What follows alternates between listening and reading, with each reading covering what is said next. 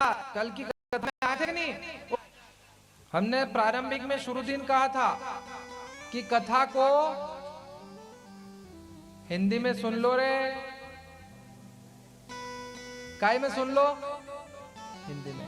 तो फिर क्या नहीं करना पड़ेगा? बोलिए गोपाल कृष्ण भगवान की जय। तो यहाँ पर राजा परीक्षित जी ने तुरंत निवेदन किया कि अच्छे से अच्छे वक्ता की व्यवस्था कीजिए। सब सैनिक वो वहां वो फलाने गुरुजी, अरे बोले वो गुरुजी धीरे धीरे ठंडी कथा करते हैं मेरे जैसे, बोले नहीं उनसे आनंद नहीं आएगा। किसी ने कहा कि वो गुरुजी वो गुरुजी, फिर एक संत ने कहा कि एक गुरुजी ऐसे हैं जिनके मुखारविंद से कथा श्रवण से आदमी समय में कम समय में वो ज्यादा भजन भी नहीं गाते हैं, वो ज्यादा इधर उधर की बात भी नहीं करते हैं। ऐसे गुरु हैं सदगुरुदेव। कौन कौन है? श्री सुखदेव जी महाराज कल की कथा में आए थे कि नहीं? और सुखदेव जी महाराज क्यों हैं? क्योंकि उन्होंने कौन सी कथा श्रवण कर रखी है? अमर कथा। और किसके मुखारविंद से? महादेव के मुखारविंद से। तुरंत कहा कि सुखदेव जी महाराज बहुत अच्छे गुरुजी हैं, उनके मुख से आप कथा श्रवण करो। लेकिन सुखदेव जी महाराज की एक विशेषता थी, वे थोड़ी देर के लिए भी एक क्षण भी कहीं रुकते नहीं थे। तो वो 7 दिन की कथा कैसे सुना देंगे? किसी ने कहा कि नहीं सुखदेव जी महाराज कथा नहीं सुनाएंगे। उन्होंने कहा कि निवेदन कर लेंगे। राजा परीक्षित जी ने कहा कि मैं खुद कहूंगा। राजा परीक्षित कुछ गुरुजनों को लेकर सुखदेव जी महाराज के पास गए, कहा कि गुरुदेव प्रणाम प्रणाम, वंदन किया और कहा कि गुरुदेव ऐसी ऐसी बात है कि मुझे श्राप मिल गया है, मेरी ये गलती थी और आज से 7वें रोज मेरी मृत्यु है। गुरुदेव कृपा करके मेरे ऊपर कृपा कर दीजिए और मुझे श्रीमद् भागवत कथा श्रवण करवा दीजिए। तो सुखदेव जी महाराज ने क्या करा? हाथ जोड़ लिए, मैं तुम्हारे मोक्ष के लिए अपनी भक्ति नहीं छोड़ सकता, मुझे भजन करना है, मुझे माला करना है, मुझे माला करना है, इसलिए क्षमा करो, कोई दूसरे गुरुजी ढूंढ लो। वहां पर कुछ संत गण बुद्धिजीवी लोग साथ में गए थे। उन्होंने सुखदेव जी महाराज से प्रश्न किया कि हे गुरुदेव एक छोटा सा प्रश्न है, उसका जवाब दे दो। उन्होंने कहा हाँ पूछो। उन्होंने कहा गुरुदेव एक गहरा कुआं है, ध्यान से सुनना, एक गहरा कुआं है और एक अंधा दिखाई दे रहा हुआ आ रहा है और एक आंख वाला व्यक्ति बैठा हुआ है। हे गुरुदेव अगर वो अंधा व्यक्ति कुएं में गिरेगा तो इसका दोष किसे लगेगा? तो उन्होंने कहा कि वो आंख वाले को। क्यों? क्योंकि वो अगर चाहेगा तो उसे एक तरफ से निकाल देगा। बेचारा वो तो कोई अंधा व्यक्ति, उसे तो दिखाई नहीं दे रहा, लेकिन वो आंख वाले को तो दिखाई दे रहा है। हाँ, तो फिर दोष किसको लगेगा? कहा कि वो आंख वाले को। वो बुद्धिजीवी लोगों ने बात पकड़ ली और कह दिया कि गुरुदेव ये हुआ है राजा परीक्षित, वो अंधा व्यक्ति है राजा परीक्षित और वो आंख वाले व्यक्ति हो आप। तब देख लो गुरुदेव, अगर आप कथा नहीं सुनाओगे तो यह अंधा व्यक्ति इस काल ग्रास में समान हो जाएगा। और सावधान हो, कथा कह रही है कि काल अपना भोजन बनाने के लिए सबको बड़ी स्पीड से आ रहा है, बहुत स्पीड से आ रहा है। जो इस काल के ग्रास बनना चाहेंगे वो भक्ति को छोड़ देंगे, परमात्मा को छोड़ देंगे। अगर इस काल से बचना है तो परमात्मा की शरण को विशेष श्रेष्ठ बताया गया।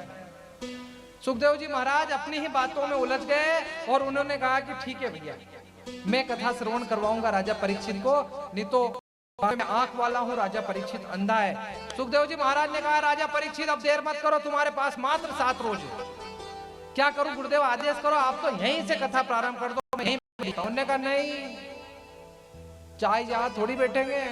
फिर उन्होंने कहा चलो गंगा नदी के किनारे कल जाकर बैठ जाना, मैं आ रहा हूं। उन्होंने कहा गुरुदेव कल तो बहुत समय हो जाएगा, तुम चलो मैं आया, करो तैयारी। राजा परीक्षित जी तुरंत अपने महल में आए, अपने बंधु बांधवों को बुलाया और जैसे ही पता चला कि श्री सुखदेव जी महाराज भागवत कथा सुनाएंगे तो दूर दूर से पूरे मोहल्ले से नगरवासी, देव, ऋषिगण, गंधर्व, इंद्र आदि दुदुम्बी बजाते बजाते वहां पर कहां पहुंचते हैं? कहां स्थान चुना गया? नैमिषारण्य क्षेत्र है। और कथा के माध्यम से गंगा नदी के किनारे क्या होता है? राजा परीक्षित गए, आज भी वहां पर बताते हैं कि एक चबूतरा बना हुआ है, गुरुजी के लिए आसन बस ऐसा लगाया और राजा परीक्षित वहां पहुंच गए। सभी जा रहे हैं, सभी को श्रीमद् भागवत कथा श्रवण करना है, और वो भी सुखदेव जी महाराज के मुख। तो क्या भाव बनता है? परीक्षित लेवाने आया,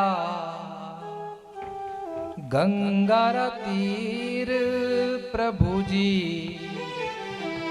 आंबोरो प्योरे।